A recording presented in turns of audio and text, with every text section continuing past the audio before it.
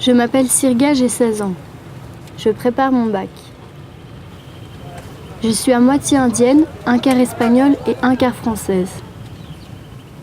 Depuis toute petite, je voyage avec mes parents et mes frères et sœurs.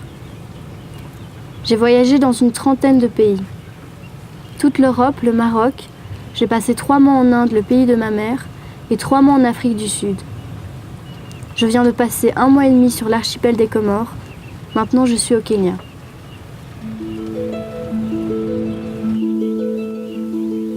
Durant ces voyages, j'ai rencontré toutes sortes de personnes. Elles m'ont accueillie et m'ont appris beaucoup de choses sur la vie. J'aime le Kenya.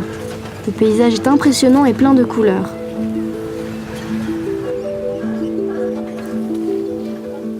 La vallée de Masai Mara nous rappelle à quel point les hommes sont petits face à la nature.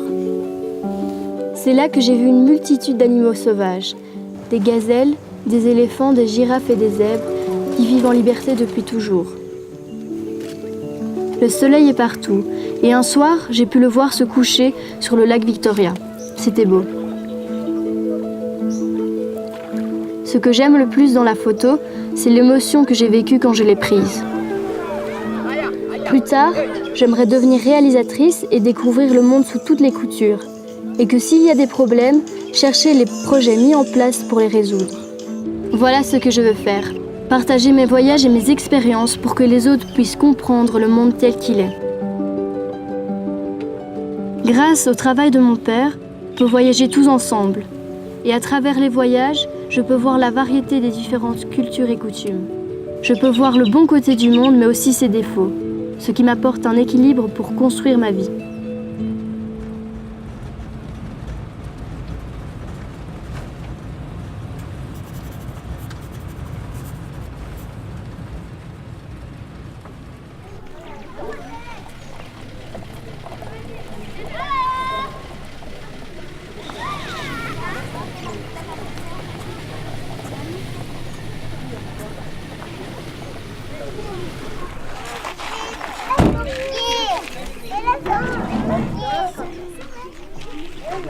Hello. I'm good. Hello. Good afternoon. Afternoon. Asa. Siwan.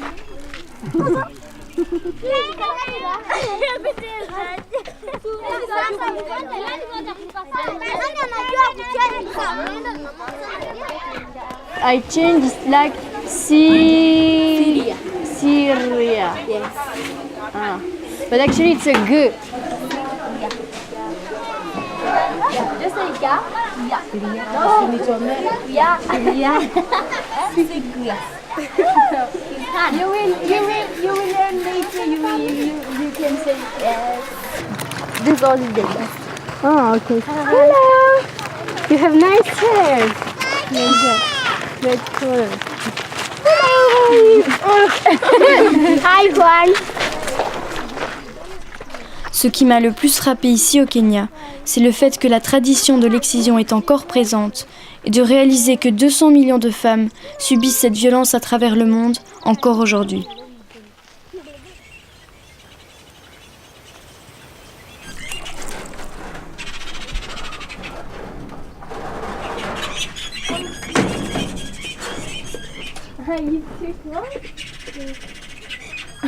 He's really scared, I think. You see his head.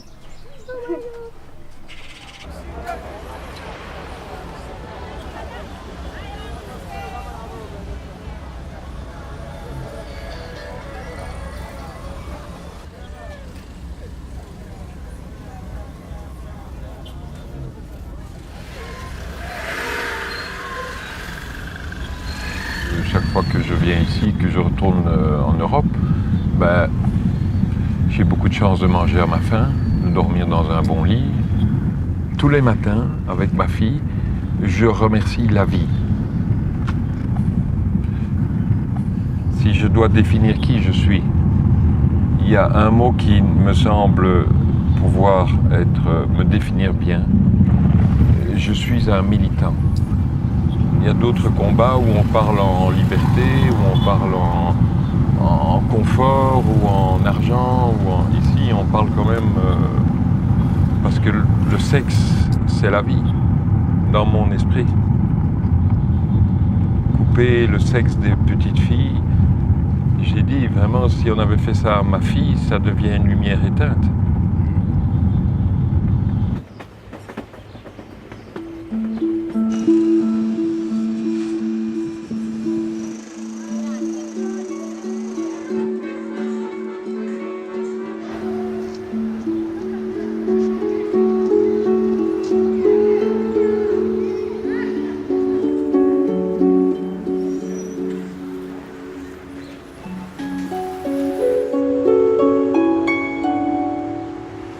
Llevo 14 años en España. Hablo el catalán, el castellano y el francés, el inglés un poco y después hablo el wolof, el fula, el mandinga, el yola y un poco de bambara, que son lenguas de Senegal. Bueno, yo soy mediadora intercultural.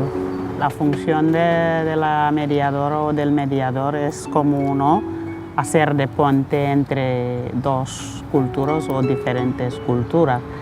Siempre trabajamos con servicios sociales, las escuelas, trabajamos con los hospitales. Y yo estuve explicándole ahí que muchas mujeres a África por problemas de la mutilación tienen problemas al parto.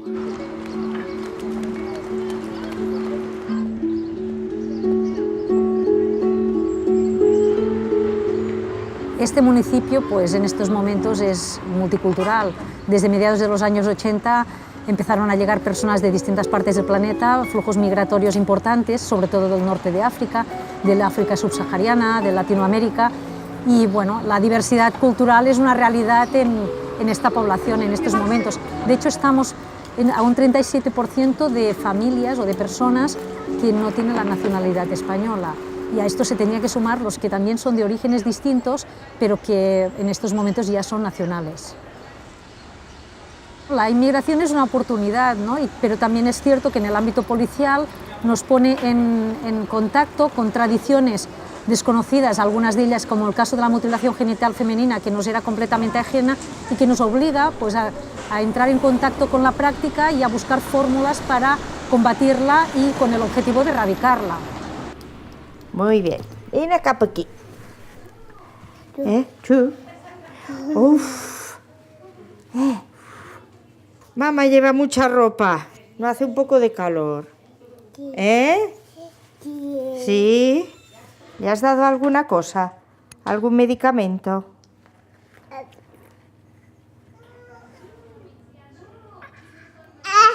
No pasa nada. ¿Me ayudas un momento, mamá? Pronto hará 30 años que soy pediatra y llevo trabajando con inmigrantes por unos 25. Con la mamá. Venga. Yo cuando llegué a Bañolas fue cuando empecé a contactar con la población subsahariana. En aquel momento estábamos en un momento de reagrupación familiar. Empezaban a llegar las primeras familias enteras. Los hombres llevaban más tiempo viviendo aquí y empezaron a llegar las mujeres, ¿no? Y claro, mi sorpresa fue, explorando a las niñas, encontrarme que todas las niñas que llegaban de África venían todas mutiladas. Y bueno, estas madres fueron las que me enseñaron lo que significaba la mutilación, los motivos por los cuales se hacía la mutilación, y también fueron las primeras a explicarme qué problemas tenían ellas con la mutilación. ¿Cómo estás? Molt bé. Hola. Que si no estaré molt sola. Vale. Molt bé. Naciones Unidas calcula que hay 200 millones de mujeres en el mundo que han sufrido la mutilación y 3 millones de niñas están en riesgo de padecerla cada año. Las prevalencias varían según las etnias y, por tanto, digamos que hay 29 países en el África subsahariana donde la práctica está presente con distintas prevalencias. Es decir, ni en todo el continente africano se practica, ni en todos los países donde la práctica está presente, todas las etnias lo practican. Entonces tenemos prevalencias que van prácticamente universales, como puede ser Somalia con un 98% o Guinea Conakry con un 93%. Senegal con un 28%, Gambia con un 76%.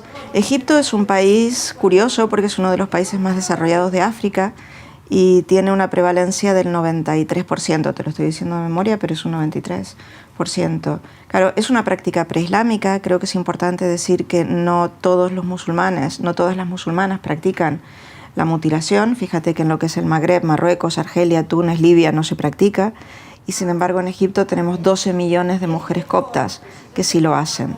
También tenemos mujeres judías falayas en Etiopía que también lo hacen. Empezamos con una canción porque en vuestros países también hay mucha gente que está luchando para que esta práctica se termine, ¿vale?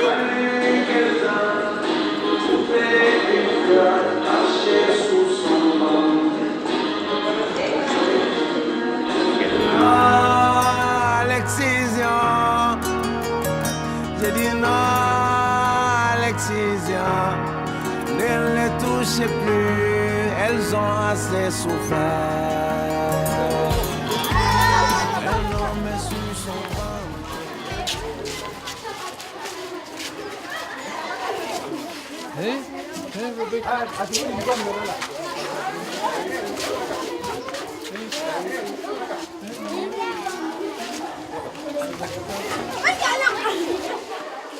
Donc Ibicil, c'est aussi bien pour les mariages précoces que pour échapper à l'excision.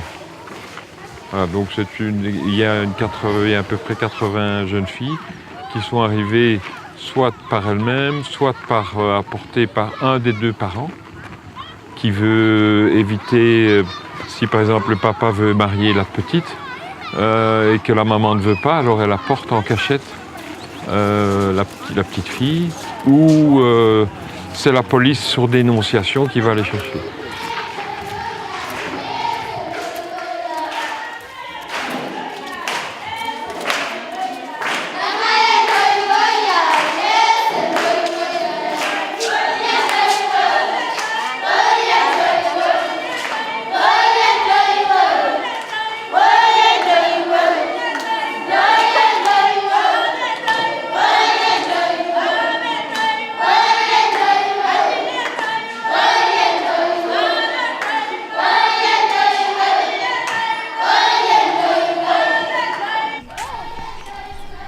You already climbed on the big hill there? No, That's too high? yes, it's high. Yeah, for that one. Even that one is high, not this. Even that one is also high. That one, that's top. There. There you've been... Yeah, we have been there. Oh, We have and- been there yesterday.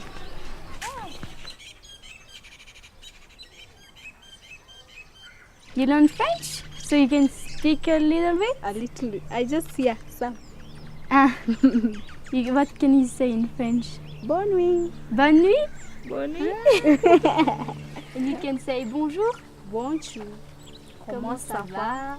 Ça va bien? Et toi? Bien, mais toi. Et toi, it's a you. Et toi. What's your name again? Gentix. Gentix. Yeah. It's a Maasai name? No, Aluya name. Huh? Aluya. Amaluya. Amaluya. Luya. Luya. There is Maasai, there is Kikuyu, there is Kamba, there is Abagusi. Yes. 48. 48 Yes. tribes. You're Maasai. Yeah. You're a Aluya. Aluya. It's another tribe. Yes. Okay. So if you want to speak not in English, you won't understand each other? Yeah. Yes.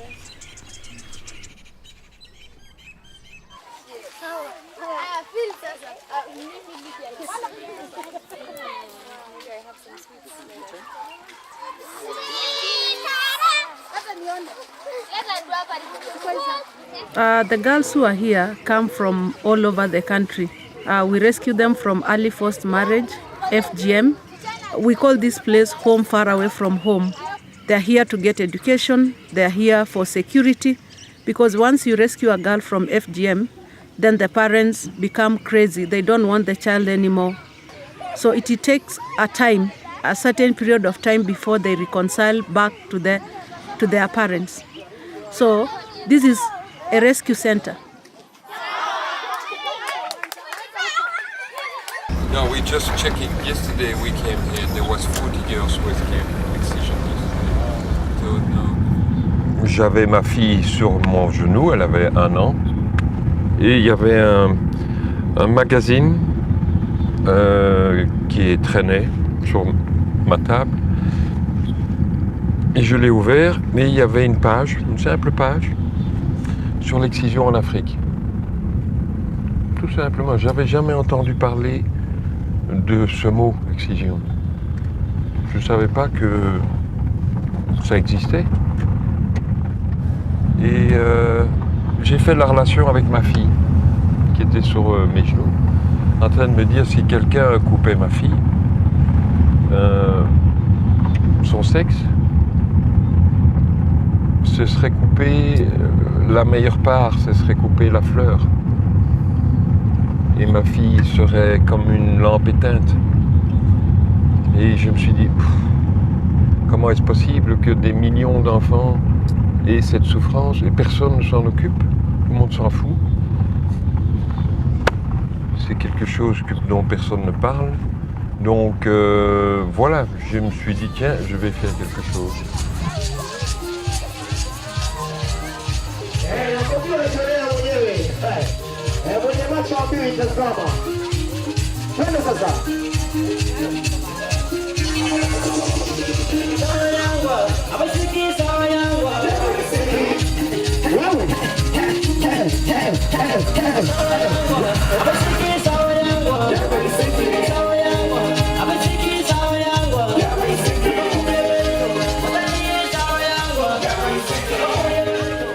I am Honorable Lina Jebi Kilimo, a former Member of Parliament of Marakwet East constituency and a former Minister and Deputy Minister in the government of Kenya.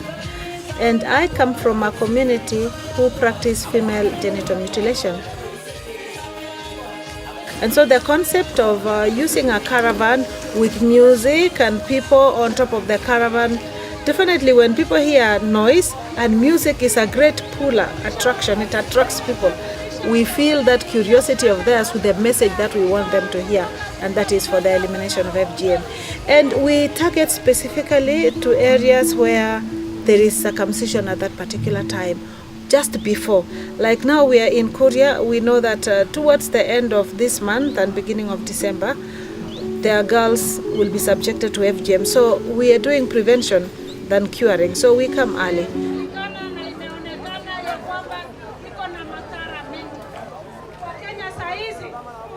Now today in 2016, it has dropped from 27 to 21%. So I see that there is a drop in the prevalence of the practice of female genital mutilation in Kenya, standing at 21% nationally. However, I must put a precaution there that if you look at the specific ethnic communities, they are still high. In northern part of this country, we are at 98% or 99% there. Then you come to other pastoralist communities standing at 78, others at 84, like where we are, it stands at 84%.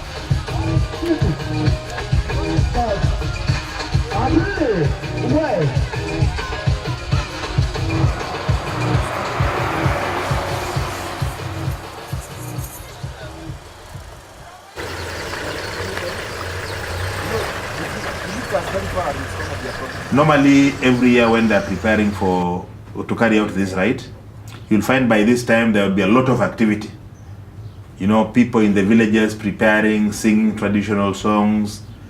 If people undertake drinking heavily, and those are the funny acts. But because we have taken the initiative to preempt, to date there is no such activity. Everything is calm, and everybody who had intended to participate in FGM is fearing and have gone underground. We have carried out a lot of sensitization, and we are encouraging our local administrators and the village elders to share information with us. One thing is FGM is outlawed in this country.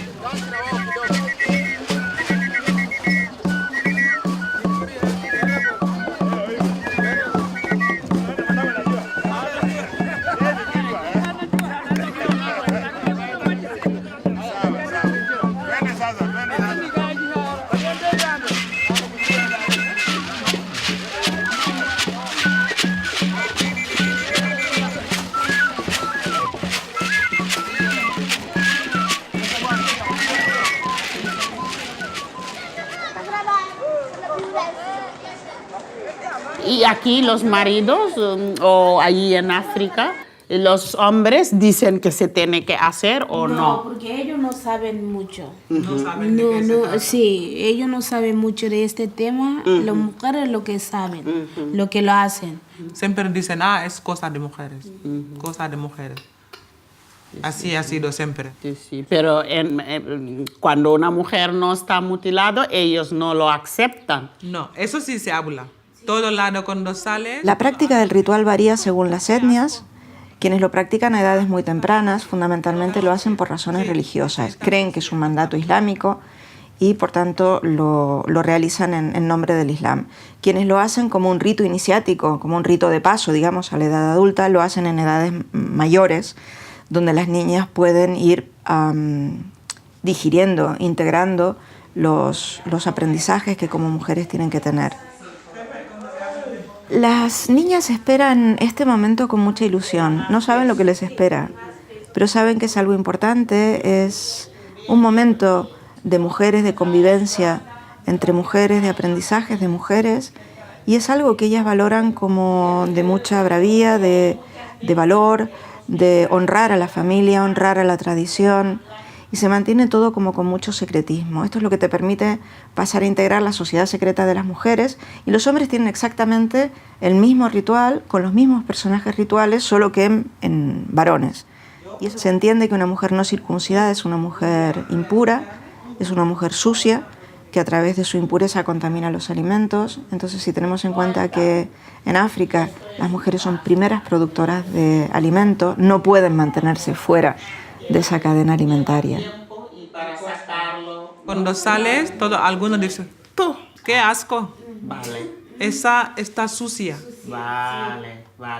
Te llaman así. Ellos no participan en la práctica, pero... Sí, mi hermano hicieron su hija hasta los 7 años, la niña tiene 7 años, pero ya cuando comienza a salir con los amigos en el colegio, cuando salen en el patio, ella siempre llega a casa llorando y le preguntan, ¿qué pasa? Dice, es que todos mis compañeros me dicen que estoy sucia y yo me he duchado hoy por la mañana.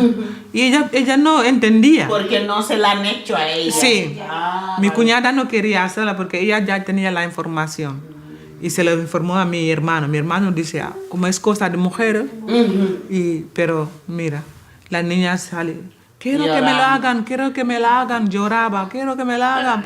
Y mi cuñada dice, bueno, te lo hago así. ¿Y se lo hizo? Se lo hizo. Uy. Y desde entonces, todos la aceptan, tienen amigos de todos lados. Sí.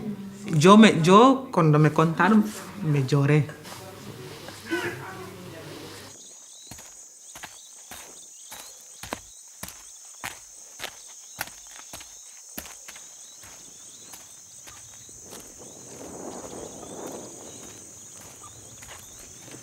Ore taata entoki naiterunye nanu paatumuratisho naa entoki nagol oleng amu enkerai eyawuaki ele marei neyam orkijanai nememurata.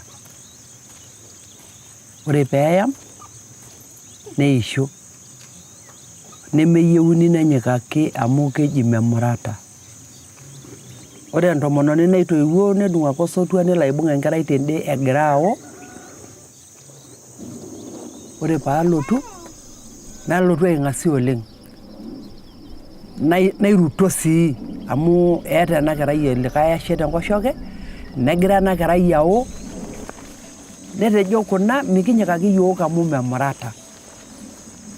Ore ake paitai likae ashe naya boo nalo amurat sawasawa kake enkai ake duo naishoo ina ng'eno amu mamuratisho apa. Namurat naidip. Na amu kairuto amu anaa tetua tanaa kalakwa apa anaa tetua ina kerai olikae ashe.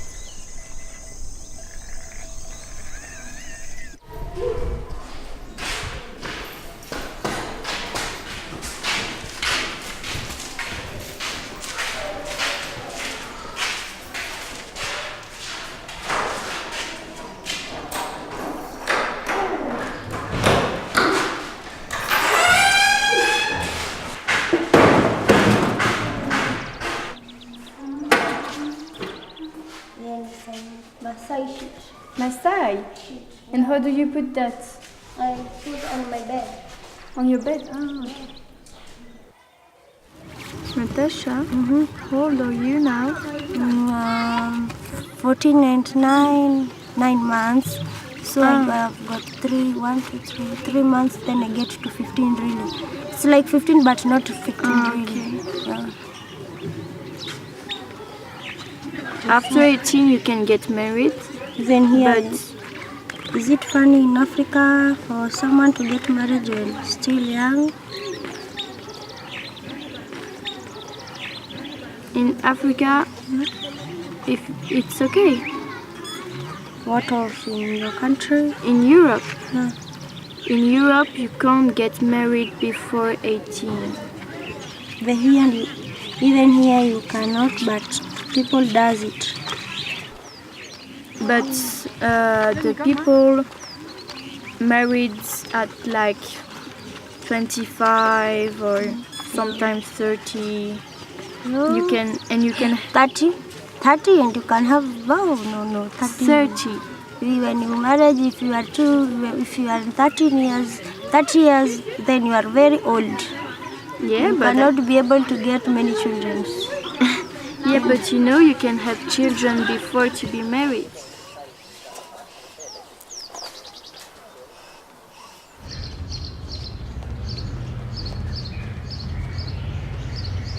Ya desde el año 2003 el Código Penal recoge la mutilación como delito específico y las penas son de 6 a 12 años. La persona responsable de la mutilación, sea de forma material o que la haya facilitado. Pero no se quedó aquí el legislador, porque ya en el año 2005, como nos dimos cuenta de que esto no se producía en España normalmente, sino que se hacía fuera de territorio español, pues se adaptaron las leyes para que la jurisdicción española fuera competente en algunos casos que se pudieran producir fuera de territorio nacional.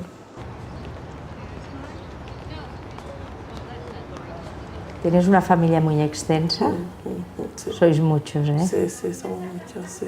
¿Y tenéis gente en Dakar? Sí, tengo gente en Dakar, ya saben la familia africana cómo está.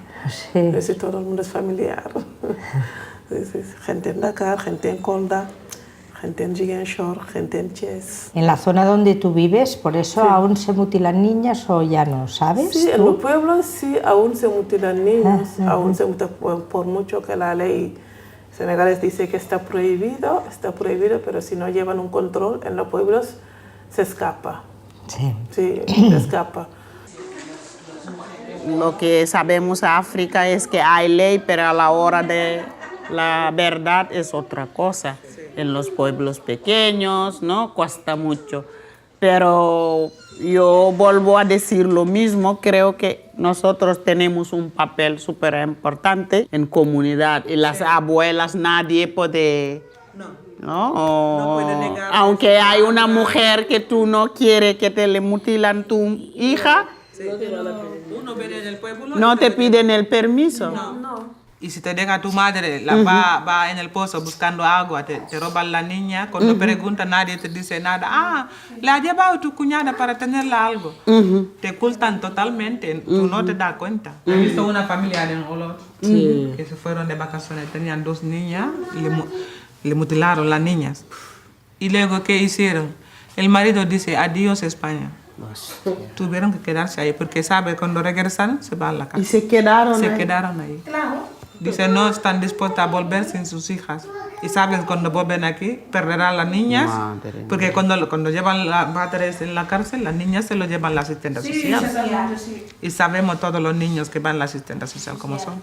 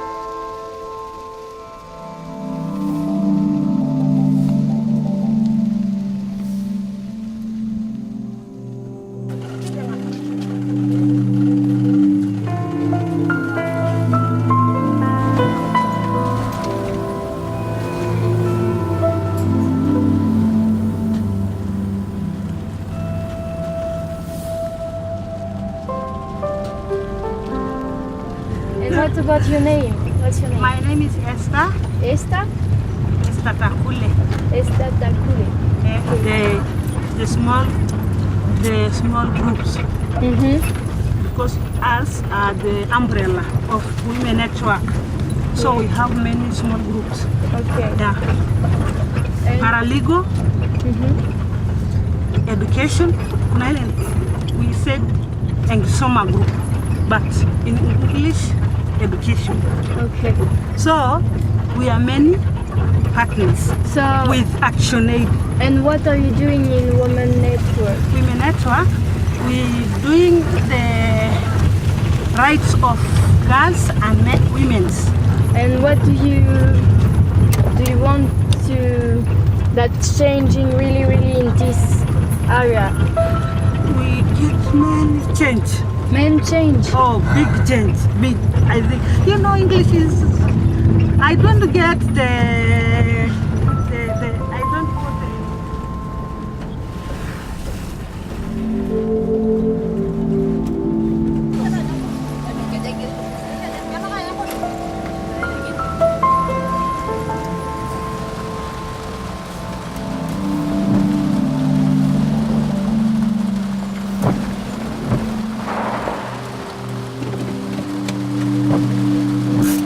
¿Y tú crees que ahora con los viajes de las niñas no hay riesgos?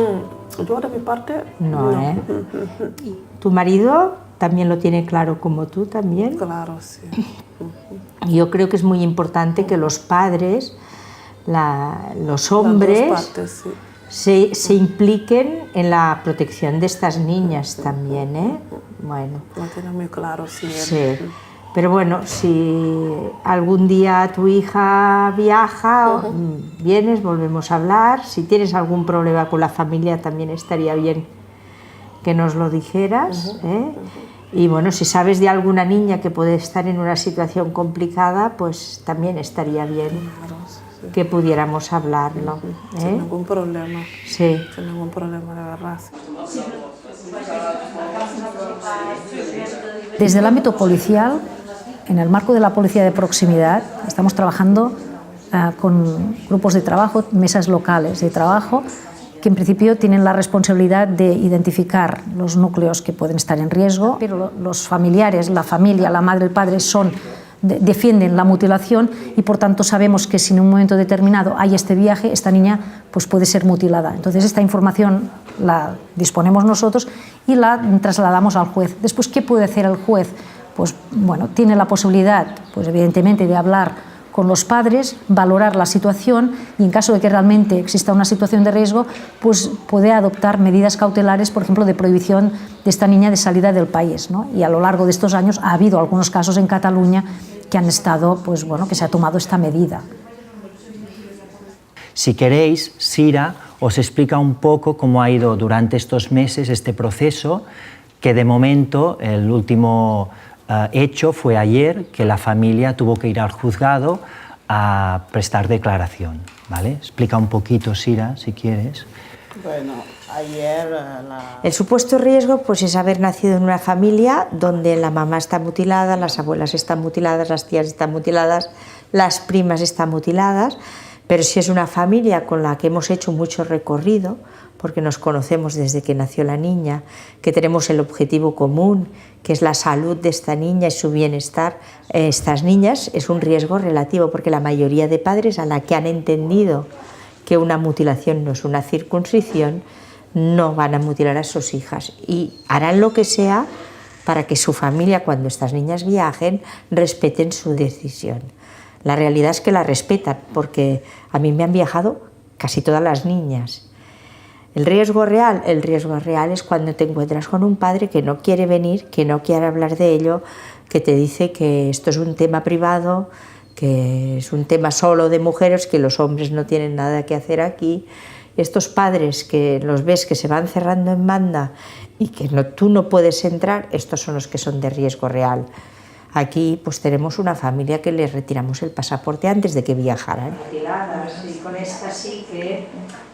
En Cataluña se elaboró un protocolo de prevención de la mutilación en las niñas, donde los papás se comprometían a proteger a estas niñas durante el viaje y que entendían que la mutilación afectaba su salud.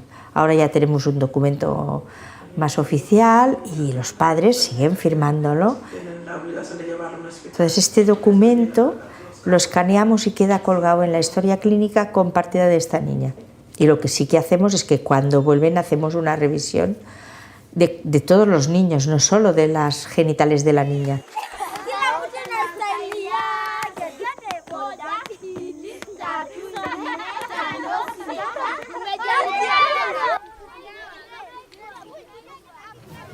The man who wants to get married with a girl, we have first to go to the father, to the daughter father. He needs to ask the hand of the daughter? Yeah. Needs to give out like 10 cows, blankets, bed sheets, massage bed sheets. And then after that they will prepare a girl also.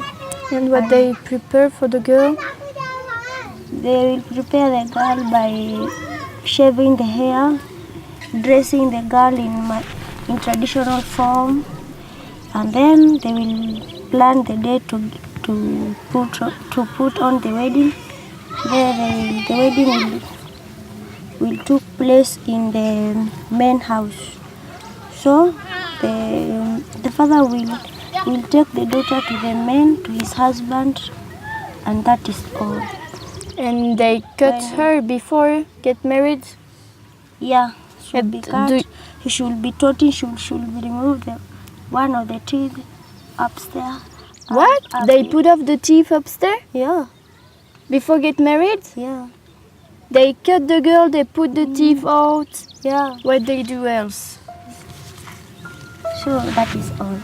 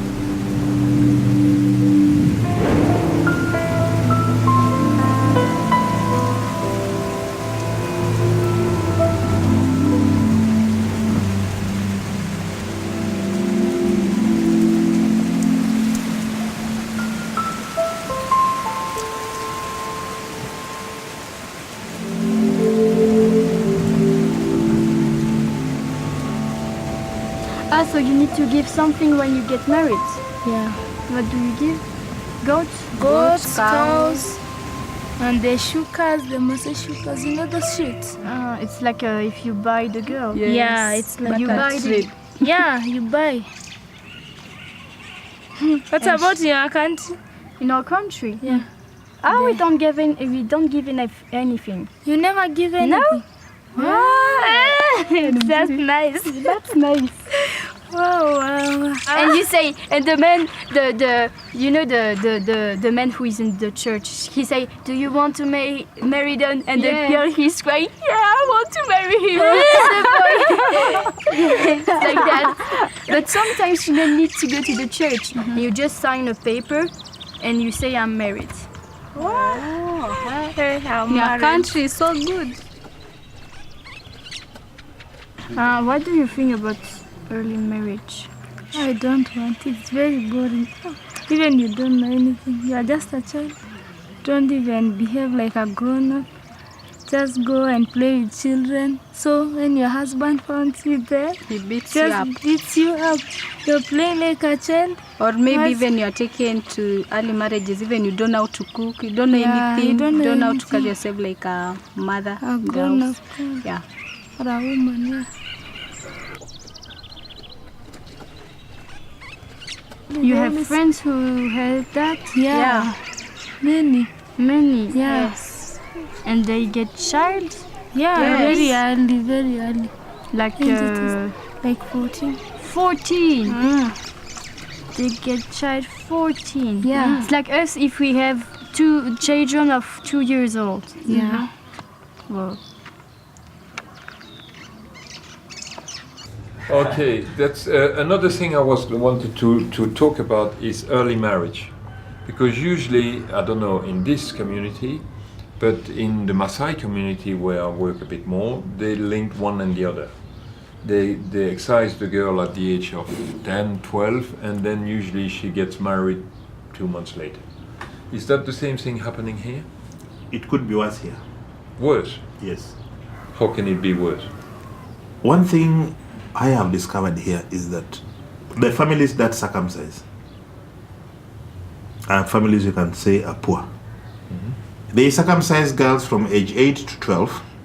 12, let's say 14 there around. Mm-hmm. But majority are age 9 to 12, mm-hmm. majority. Mm-hmm. But they circumcise age 8 to 14. Yeah. Once a girl is circumcised, she's presumed ripe for marriage. And that is inculcated in their minds. Mm-hmm. So early marriage is very rampant. Can we actually believe that if there is no more cutting, early marriage will also go down? Go down drastically. We're working basically on both sides. Yes. Okay. In fact, eliminating FGM eliminates early marriage. Eliminates early marriage. Have you ever gone to this town? Yeah, before the marriage in Maasai, they need to get married, circumcised. Yeah, they circumcised. You know, the moment they circumcise you, the moment you become bigger, but your age is so. In our community, the firstborn girl, the grandfather was the one who is responsible to give out the first daughter. Mm-hmm. So when I finished my class 8, my parents were not able to pay for my high school. So my grandfather decided that he will marry me off. How old was the guy who was supposed to marry with you? Something like that, 35. 35? 30, she was at and your mother has agreed to you to be married? My mother? Yeah. She never has a word to say because she's afraid of the grandfather. Your father was agree also? My father, even him, he never say anything. Because it was your grandfather who needed to choose? The grandfather. They want first to circumcise me, then they'll give me out. So I was to agree because I have no otherwise, and I don't know where to go. So I was just there. You wasn't afraid? I was very afraid and very frustrated. I feel very bad, very bad. I feel like dying, yeah, with that.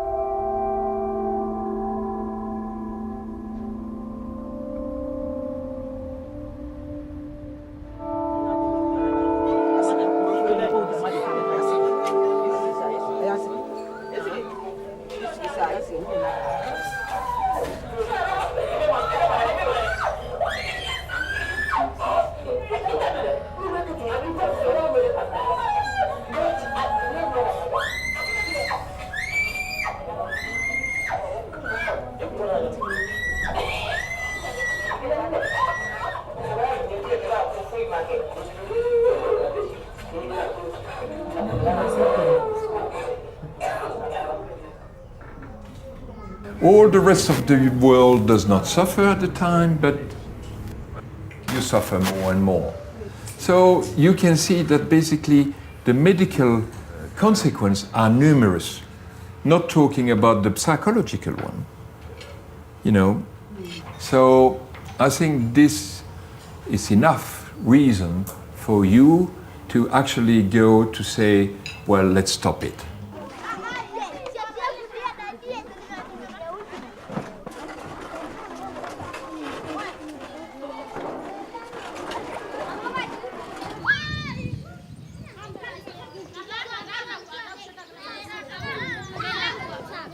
So you have friends who have been cut? I have the friends who have been cut. Yeah. And they usually tell me, because as we are cut and it is very painful, don't try to be cut, don't prefer. It is not good. Now they usually regret why they were being cut, because it is so difficult, because you really feel very painful. It's really, really pain.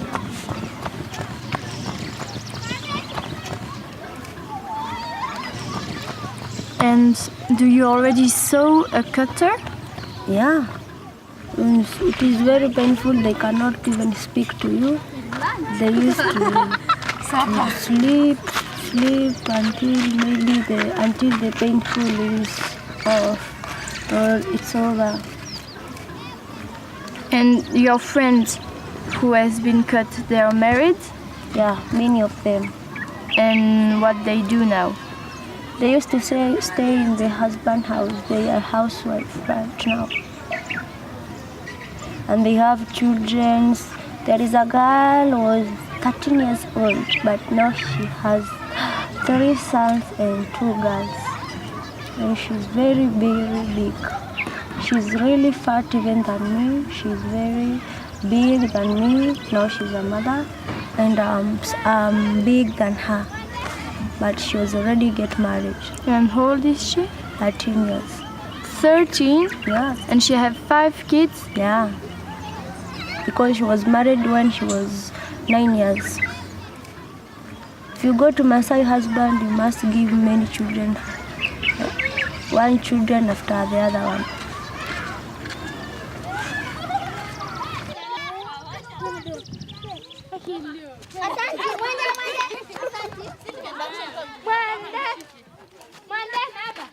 Las complicaciones, digamos que hay inmediatas en el momento en que se produce el corte.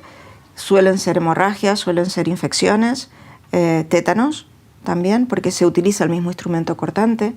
Y luego es que es a lo largo de la vida de la mujer. Las mujeres dicen que hay 3 momentos de muchísimo dolor, del más grande dolor en sus vidas. El momento en que te circuncidan, la primera noche de bodas y cuando das a luz. ¿Vosotras recordáis, algunas de vosotras, cuando os cortaron? Erais muy pequeñas, ¿eh? Que sí. Una semana de vida. Los arajules cortan, que son muy pequeños, ¿eh? ¿Vale? No sé si todas sois arajules. Mandinque, bámbara. Los bámbaras también cortan bastante pequeños, ¿eh? Los mandinque un poco más grandes, ¿eh? ¿Vale? Cuando tenemos el bebé, que tenemos que tener contracciones, a veces, entre que nos ha quedado una cicatriz por culpa de la mutilación, que nos han cortado el músculo, pues a veces el primer bebé cuesta salir, que cuesta mucho. La mutilación deja esta zona genital muy dañada, ¿no? Infecciones de orina, una detrás de otra. Otras pues tienen infecciones vaginales de repetición, fístulas, como queda una cicatriz muy rígida que no dilata, los partos pueden ser largos, traumáticos. Muchas veces el bebé, si es un parto en una zona rural, puede morirse.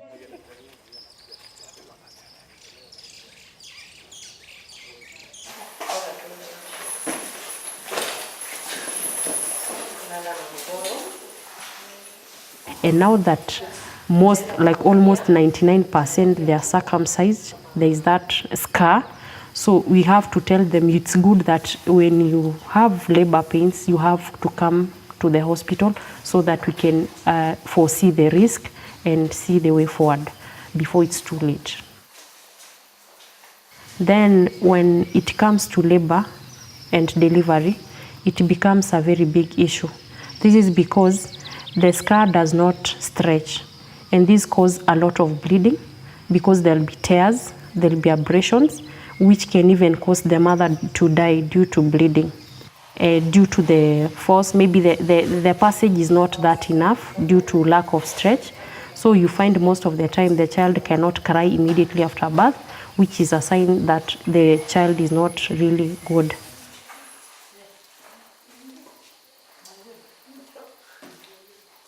Esto es el clítoris, que se ve muy pequeñito.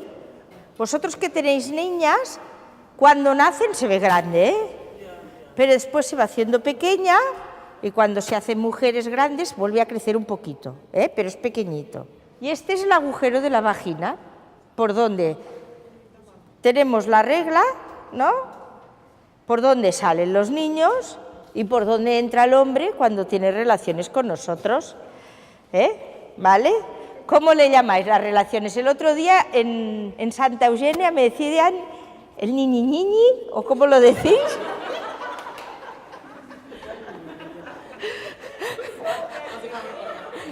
Ya está bien que nos riamos, porque esto pasa todos los días en todas las casas del mundo, ¿vale? Pero nadie habla, todos así, Siempre los hombres me dicen, yo pensaba que se cortaba una piel, y no es verdad, porque si cortáramos una piel, las mujeres no tendrían dolor, no tendrían infecciones, podrían tener el parto normal, ¿vale? Muchas de vosotras no lo decís, pero tenéis muchas infecciones. Cuando tenéis relaciones hay dolor, Una vez una mujer en Lloret me dice, no, pero las blancas también gritáis cuando tenéis relaciones, porque veía la serie estas que hay de después de comer.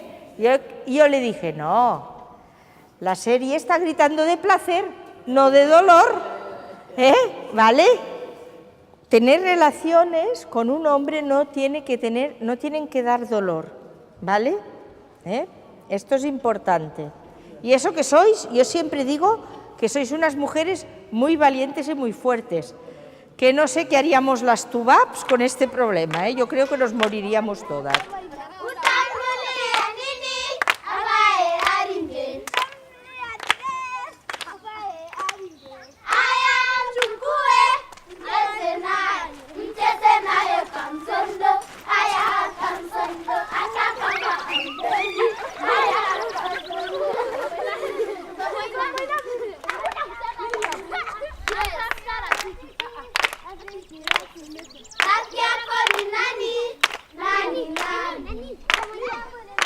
Why do you put up the teeth? It's like to respect the ancestors, you know? Okay. Yeah. Then you shave your hair? Yeah. That is a sign of you respecting your husband. Okay. Then you cut yourself? Because your husband doesn't want someone who is not cut. Why? Because they believe you are cut, then you are good, you are a woman. They say it's easy for you to give birth without painful anymore. When you give birth? Yeah. But actually I heard that it's the opposite. You know that? That when you give birth, when you're cut, it's more painful. I heard they used to say if you give birth, if you are cut, it is not painful. And if you go to your husband, your husband will respect you because you are being cut. And you are being respected by everybody. And if you are cut, every child should give you a head while greeting you. And when a daughter is going to be cut, the mother doesn't say anything because she's already been cut and she knows how it's painful. The mother will celebrate, the mother will be happy because her daughter has already been cut. They prefer to do what is supposed to be done traditional than to really feel the pain.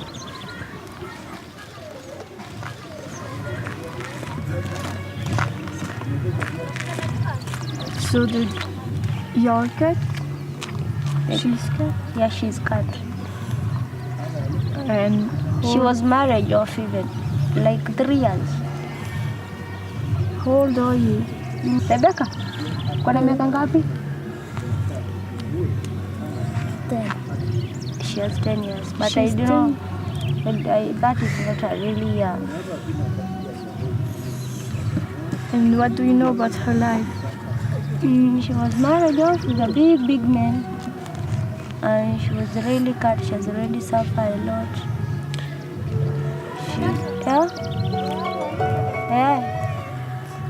She has already suffered a lot.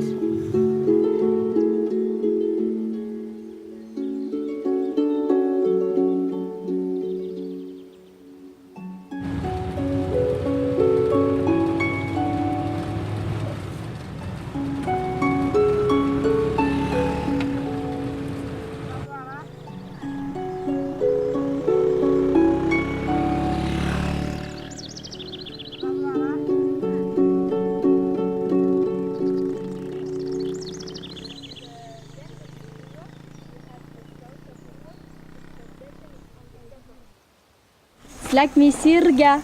Yes. And you, what's your name? Evaline.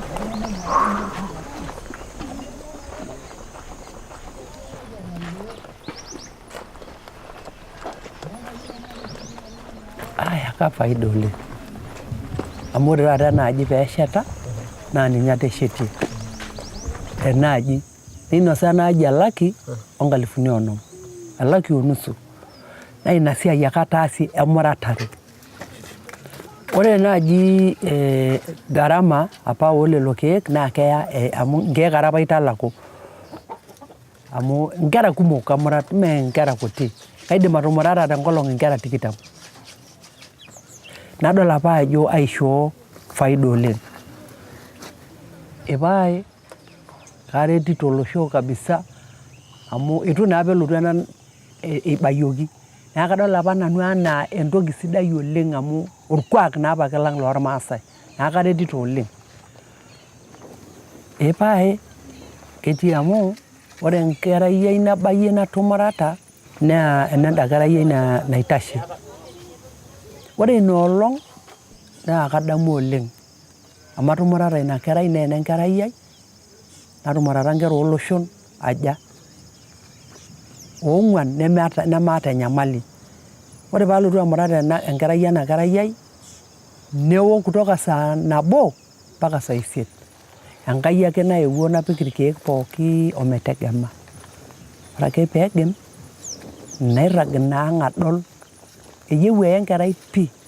Nalotu najoki Enkai tenaa apa kaitarruoyie tapalikiaki amu maigil. Napalie ina muratata otanakata larin 3 anaa paapal.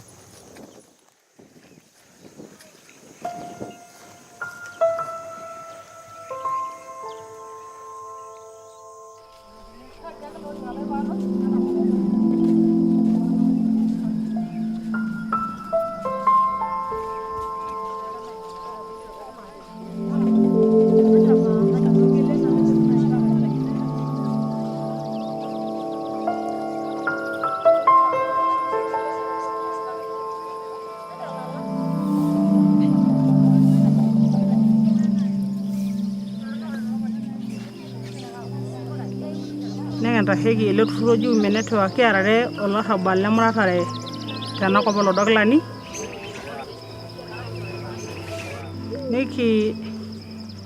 Nikiarare enkironya pookin entito wenentomononi. Nikiata sii ena tito nikindim atuutaki ntae nena siaitin pookin nikitodua ajo kidim ake nai aimaki tenikidol ajo kiata kabilaritin pookin emuratare oshi namuratishoi te Kenya nemetii nabo sidai nikindim atejo entusuj. Neeku yiok kulo otudung'o neeku ng'orr ore likae tung'ani naa kelo netum eimu ena keraka ntokitin naagolu ntusuk. Naa kepik kuna kenkai oltung'ani osesen. Neeku memurata tenakata ena tito. Neeku naa ore peekinteru ainyal osesen. Nunca nadie os ha explicado si es una mutilación tipo 1, si es tipo 2, si es tipo 3, qué es lo que te falta, lo que se tiene que arreglar, lo que no, nunca os lo han explicado, ¿eh? Hay 4 tipos de mutilación. La tipo 1 nos llevamos la parte de arriba del clítoris. La 2 es el clítoris en los labios menores, ¿eh? La 3 es clítoris, labios menores y labios mayores, y la 4 a veces se ponen cosas para quemar adentro de la vagina, hierbas y cosas que también quema y también deja esto estropeado, ¿eh? Na kiro ninga ngati no Maasai na kepuo nepuo ore njoro nabo neya nepuo lapaitin okuni nejo iltasati aishu olari tenkoitoi arashu nusu olari nee keponu ake nejo neshukunye irpayiani ajo eshukunye nkang'itie neponu ainepu ntomonok kulie etaa ntuan nepuo naya aiguana irmaasai irpayiani lormaasai neeku nejo maing'oru enkeon osesen lekuna kituak nikidung'u pee mitoki apuo aing'oru lewa nikidol ajo eeta apa tipat ina toki nadung'itoi tosesen ore tenkaraki nena kirorot nikimbayu emuratare pii nikijo mokure edung'uni enkeon ang' osesen neeku kitapala yiok kira. And I really want to challenge them because they say they have to cut and ensure the bad blood is removed because after they cut in this particular area the girl runs to make sure the blood is coming out. Yeah, and this is not right. They most of them bleed to death, and so there's so many reasons which I say are myths because it's only research which can tell you that there is nothing like bad blood. All blood is essential for human survival. The community never knew the negative side effect of it. They would always say, our forefathers used to do it, our grandmother did it, so what is this new about it now? And they had to continue with it because they had limited information about the side effects of this particular practice. Lakini ina nembo fulani ikiwa inaashiria au mashughulisho fulani na ikiwa na nembo ambayo ni kirauni cha serikali. Tuko pia na sare nyingine ambayo ukiiona ukielekeza macho yako. For example, where I come from, and we are told if you are not cut, you will not get married. Even in this region where we are, we have come across several women who are told they will never get married, and if they get married, they will not have children. But those are all myths so that you're scared and yield to the demands of the cultural practices. But we have seen they are married and they have children. So some of these things were just to ensure that you conform to what they believe. Yeah. And so my work is to try to demystify the FGM issue. We have to tell them that research speaks louder than the myths. And research has shown it that this harmful cultural practice is of no medical benefit or cultural benefit apart from just the consequences, which are more than the benefits of what they say cultural identity. I must say that it's a rather difficult job convincing people to change their mindsets or to tell somebody that it will not happen, because you're talking of unseen things. They've been told that this will happen to you. Your vegetable garden will dry if you are not cut, or you cannot go to pick vegetables from somebody's garden because it will dry up, or you're told you're not going to have children because you're not cut. So then it's in fear, so creating fear in people so that they can yield. And basically when you look at it, it is informed by the desire for economic benefits for the cutter and the cultural gatekeepers.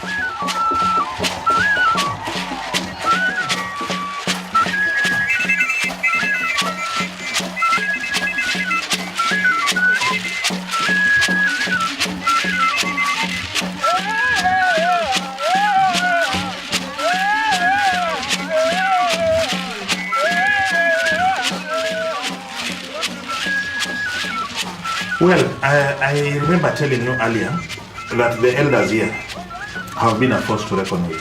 Have been? A force to reckon with. Yeah? They have threatened everybody. One, they have threatened ladies who are not circumcised with bad things like not giving birth, running crazy, yeah, developing sicknesses that cannot be healed, And the people believed it.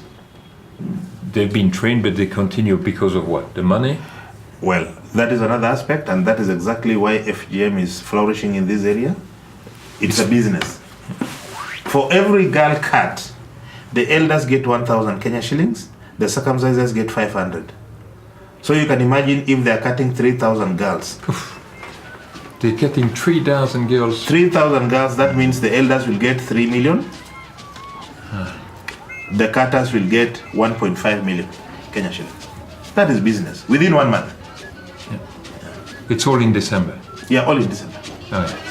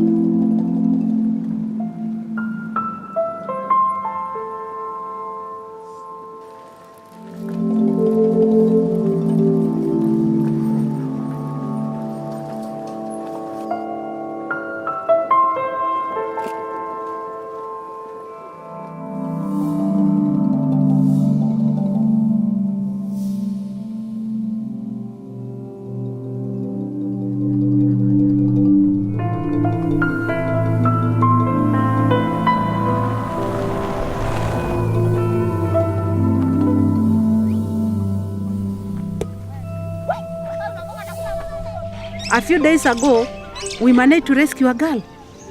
And when I asked her, have you ever heard of the disadvantages of FGM? She said, no one has ever told me. It was very sad. 2 of the sisters went through FGM. We tried to look for the 2 girls who went through the cut. They had already hidden the 2 girls. Lucky enough, we found this girl who has not gone through FGM. Then we rescued her. She's now in this rescue center. And I was trying to talk to her. Have you ever heard of FGM? Do you want to go through it? Then she told me, nobody has ever told me the disadvantage of it. I asked her, even their school, their teachers don't tell them you about it? So there's need for sensitization even in schools, in school level. Are you here when I am talking? Okay, wait, like that? No. People in villages fear to speak about it. Some teachers don't talk about it. They find it a bad thing to mention. So if we can have people who can go to schools, tell children the disadvantage of FGM, early forced marriage, then it will reduce the work of the cutters. The cutters also, I happened to talk to one cutter and I asked her, why do you do all this to these girls? She told me, I'm doing this as a way of earning a living. You see, poverty is still rotating. If this woman had a business or some work to do, our girls will be saved. But if this woman has no work to do, then you will do that work to earn a living. Yeah.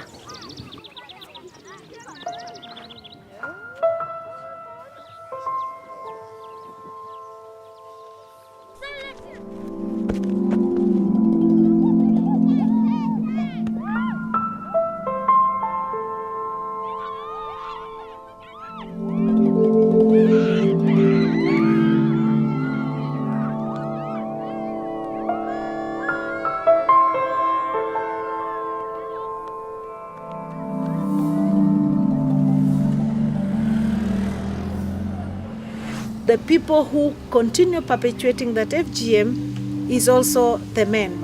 And we are working now at bringing on board the men because we want to reduce as in demand and supply. As long as the men are demanding circumcised women, then what will happen? People will go into many different ways to camouflage, to ensure that their daughters are circumcised so that they can be married. So, and we've come up with something called alternative rite of passage, and which we are encouraging communities to come up with alternative rite of passage, meaning where you are saying that for a girl to become a woman, ABCD ceremonies must have been done for them. We're telling them, do the ABCD ceremonies minus the cut. And we also bring in the men, the young boys now, so that they can have a different attitude to those who have not been cut, that they are as much as women, just like those who have been cut.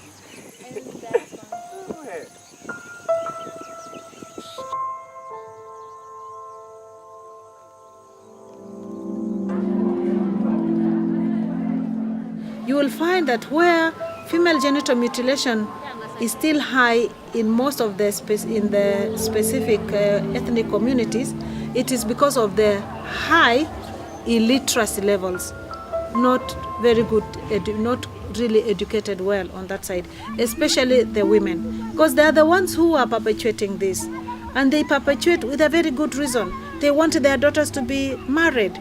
They're afraid for the future of their daughters, and they only do what they know best is good for their daughters, as has been carried over to them, passed on to them by their great-grandparents from generation to another one. And so here we come and tell them, no, there's another way of ensuring that these girls can get married. There's another way of empowering these girls. To them, circumcision or female genital mutilation was empowering their daughters to become the women that the society is accepted. But we are telling them there's also education that we want you to use to empower your children.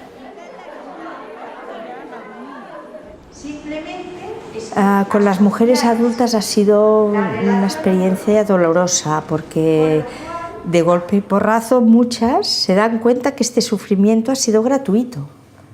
Ha sido gratuito y recuerdo, por ejemplo, una vez una sesión en Lérida donde una mujer me dice: es que yo cada vez que pienso que me han hecho pasar por eso para nada, porque ha sido para nada. Muchas veces no se dan cuenta que ha sido para el control de su sexualidad, ¿no? Este discurso seguramente lo hacemos nosotros, ¿no? Porque a ellas pues les han explicado que así son más puras, que son más limpias, que es una necesidad, ¿vale? Y se lo han creído y de golpe y porrazo se encuentran en una sociedad donde las mujeres son igualmente puras sin haberse mutilado, que hay mujeres que son igual de creyentes que ellas sin pasar por eso. Y después, bueno, pues aquí tienes que explicar un poco, sobre todo a veces cuando te has encontrado con madre e hija mutilada, por ejemplo, ¿no? Que la niña pregunta a la madre, ¿no? ¿Y tú por qué me hiciste pasar por eso, ¿no? Con enfado, con rabia. Aquí tienes que mediar porque la niña está atacando a una madre que también está mutilada, ¿no?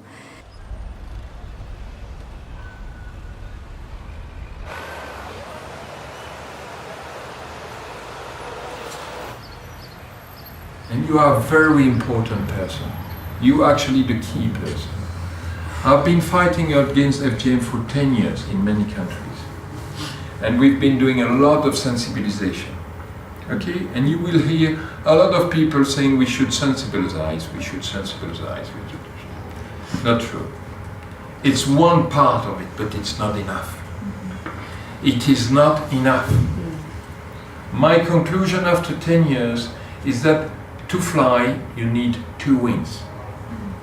There is one wing is sensibilization. What is the other wing? What is it? I'm asking you. It's the law. And the law, yes. It's the law, and that's where you get it. The law. While we are here, some girls is being cut. Right now. Right at this second now, she's crying, her life is fucked up.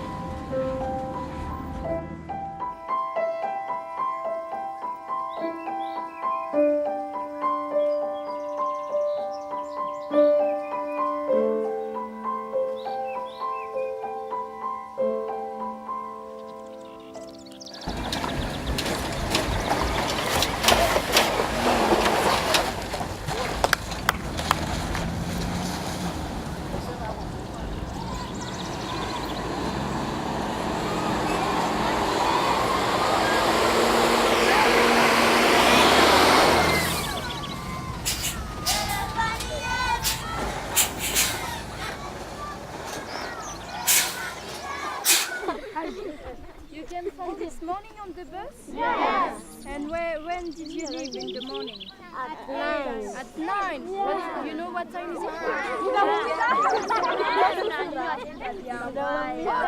What time is it?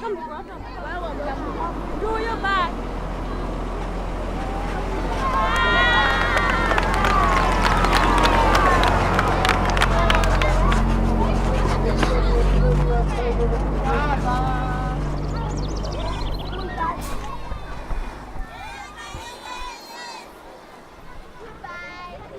Saving one life is saving the whole society, the whole nation. Because if I educate this one girl, then life in future, I'll break the poverty circle. This girl will get education, like me, and my children won't go through FGM. So if I save one, then the children of that girl later in life won't go through FGM.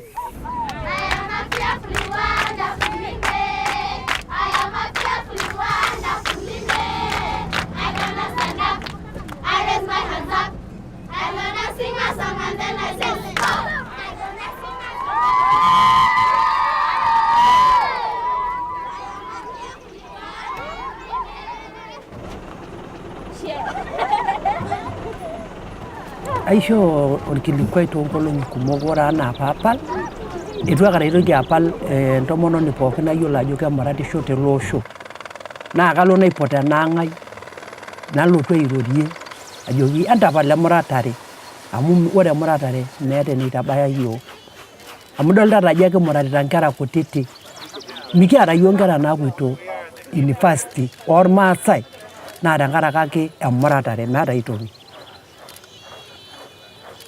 Pekintoki apuo dukuya amu nejia oshi alo najoki amaata naa emuratare arashu nkera kutitik naayami naashukito yiok siadi matapal pekintoki sii yiok apuo enepoito loshon nepoito kuldo oreren kulikae amu tenijo aing'or tenakata parliament etii ntoyie oonkabilani pookin nememurata nimitum enabo ormaasai natii kainyoo emuratare wenkiama oonkera kutitik.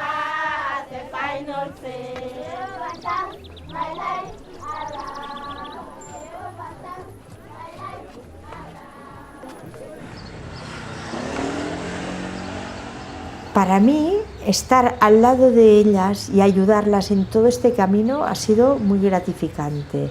Ha sido un aprendizaje brutal que a mí me ha hecho crecer como persona, como mujer y de alguna manera ha sido como una enseñanza de no podemos bajar la lucha, tenemos que seguir luchando. Donde haya una mujer que sufre, estamos todas.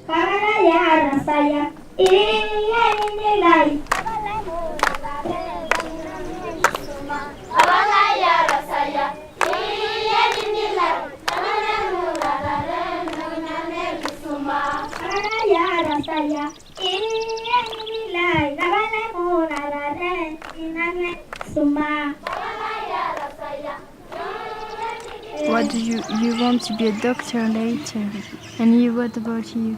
Me too, I want to be a doctor. Also? Yeah, and I have that passion of helping people's life because they are really suffering. Then some doctors, which they don't care about. Yes. Perhaps I can go with you and make a documentary of a doctor who's saving. Wow.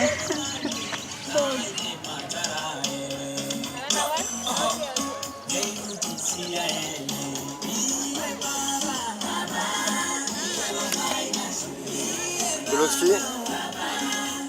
C'est cette fille. Don't you think the rights of a woman and the rights of a man is the same? Should be the same, yeah? Yeah, I think so. Yeah, I prefer the right of a woman and man to be the same because no one is perfect than other. What a man can do, even a woman can do. What a boy can do, even me, I can do. So I prefer, in my case, I prefer the right of a woman and a man to be the same.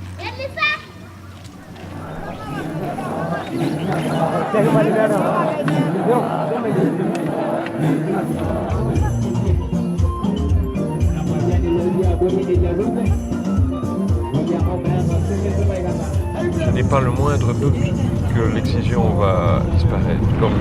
Comme beaucoup de leurs traditions, celle-ci va disparaître. Il y a juste une question que j'ai tout le temps, je suis très pressé que ça disparaisse. Tu comprends? Très pressé. Je veux que ça arrive très vite. Arriver, ça va arriver.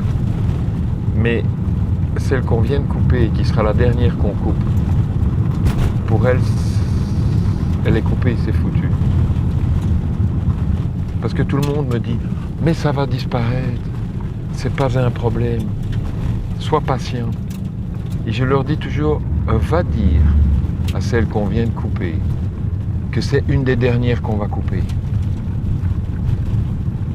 Tu crois qu'elle va être contente?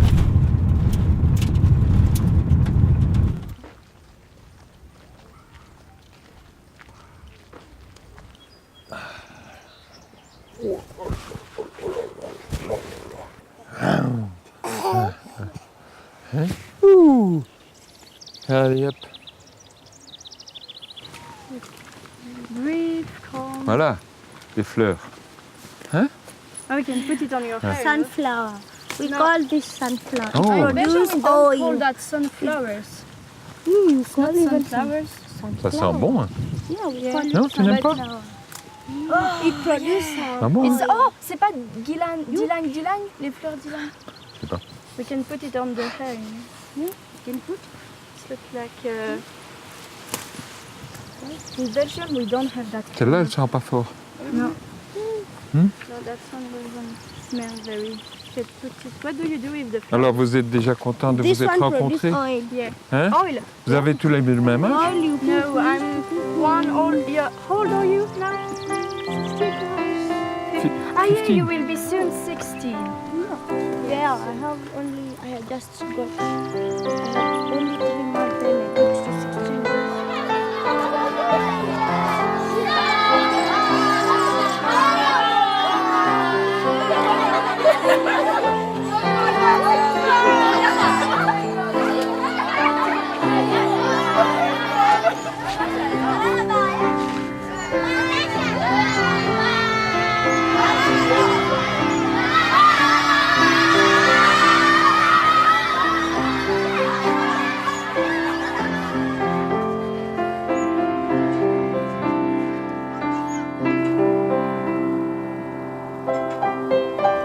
L'excision, c'est la violence d'arracher un organe à la femme.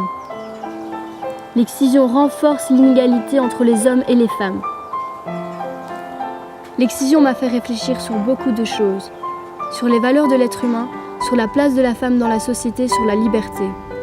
À travers les rencontres que j'ai faites, j'ai découvert la force des femmes africaines et comment elles luttent ensemble avec les hommes pour que l'excision soit abandonnée.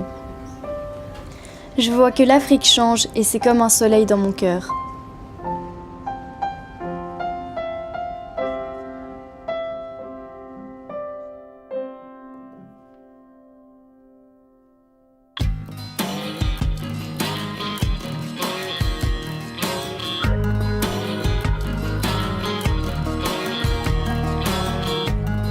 Elles sont venues les femmes avec un grand couteau.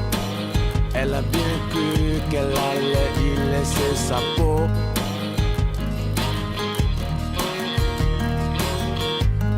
Et puis ce matin, il a fallu qu'elles entrent pour couper une fleur cachée sous son ventre.